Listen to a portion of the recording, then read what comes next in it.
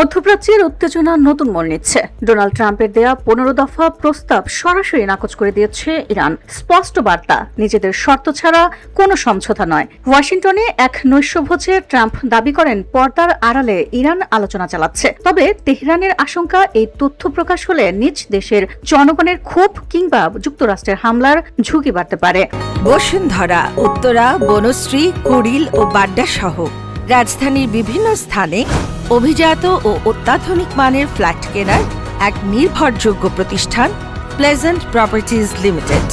White হাউসের কড়া হুঁশিয়ারি, ইরান প্রস্তাব না মানলে আরো বড় হামলা এবং নরক তৈরি করার হুমকি দিয়েছে যুক্তরাষ্ট্র। ট্রাম্পের ভাষায়, আমরা মধ্যপ্রাচ্যে বড় জয় পাচ্ছি, ইরান মরিয়া হয়ে চুক্তি চাইছে।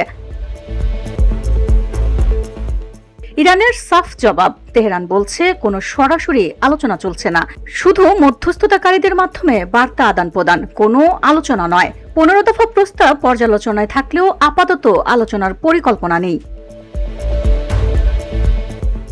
ইরানের কঠিন শর্ত, স্থায়ী যুদ্ধবিরতির গ্যারান্টি, ক্ষতিপূরণ এবং হরমুজ প্রণালীর একক নিয়ন্ত্রণ। মধ্যস্থতায় কারা? এই সংকট নিরসনে পাকিস্তান এবং তুর্কি কাজ করছে বলে জানা গেছে। হুমকি বনাম শর্ত, দুই পক্ষই অনড়। ফলে কূটনীতির টেবিলে সমাধান না এলে পরিস্থিতি আরো ভয়াবহ রূপ নিতে পারে। VOD Bangla news desk.